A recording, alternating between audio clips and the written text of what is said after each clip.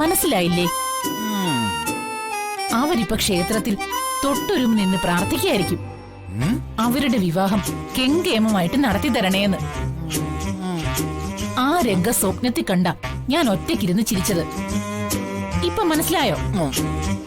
ഏതാണ്ടൊക്കെ മനസ്സിലായി. നീലിമയെ വിവാഹം കഴിക്കാൻ ജഗന് ഒട്ടും താല്പര്യം ഉണ്ടായിരുന്നില്ലല്ലോ. ആ മാനസികാവസ്ഥയൊക്കെ നീലിമ മാറ്റിയെടുത്തിട്ടുണ്ടാവുമെന്നാണോ നീ പറഞ്ഞു വരുന്നത്? അതെ, ജഗനെ എങ്ങനെ സ്വാധീനിച്ചു വരുതിയിലാക്കാന്ന് നല്ലൊരു സ്റ്റഡി ക്ലാസ് ഞാൻ നീലിമയ്ക്ക് കൊടുത്തിട്ടാ വിട്ടത്. ഇപ്പൊ ആണെങ്കി അവർ ഒരുമിച്ച് പുറത്തു പോയിരിക്കല്ലേ. ആ അവസരം നീലിമ ശരിക്കും മുതലെടുക്കും. അതെ, അവള് മിടുക്കി കുട്ടിയ. ജഗനെ അവള് പാട്ടിലാക്കിയിരിക്കും, ഉറപ്പാ. ഈ വിവാഹം നടന്നെങ്കിലേ കോടീശ്വരനായ നമ്പ്യാരുമായിട്ടുള്ള നമ്മുടെ ബിസിനസ് ഏർപ്പാടൊക്കെ നടക്കൂ. അതുകൊണ്ട് നീ നീലിമയ്ക്ക് കൊടുത്തുകൊണ്ടിരിക്കുന്ന സ്റ്റഡി ക്ലാസ് മുടക്കണ്ട. തുടർന്നോ.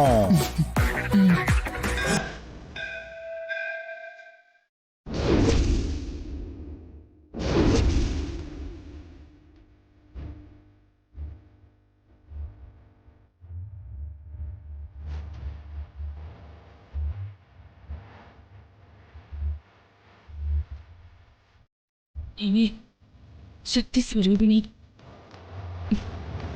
ഞങ്ങളുടെ കല്യാണം ഒരു കാരണവശാലും നടക്കരുതേ. ദേവിക്കറിയാലോ, ഞാൻ കിട്ടിയ താലിയുമായി ഒരു പെണ്ണ് ഒരിടത്തിരിക്കുന്നുണ്ട്. അവളാണ് ജഗന്റെ പെണ്ണ്. നീ കാണിച്ചു തന്ന പെണ്ണ്. അവളെ എത്രയും വേഗം എന്റേതാക്കി തരണേ ദേവി. നമ്മുടെ മോൻ ജഗന്റെ പിടി വന്ദനി വല്ലാതെ മുറുകിയിരിക്കുക.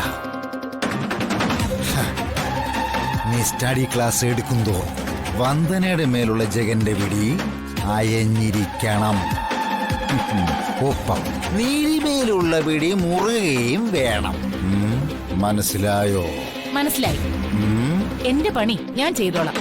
ഇടയ്ക്ക് നിങ്ങള് ചാടി കയറി അതിനെ കുളവാക്കാതിരുന്നാ മതി.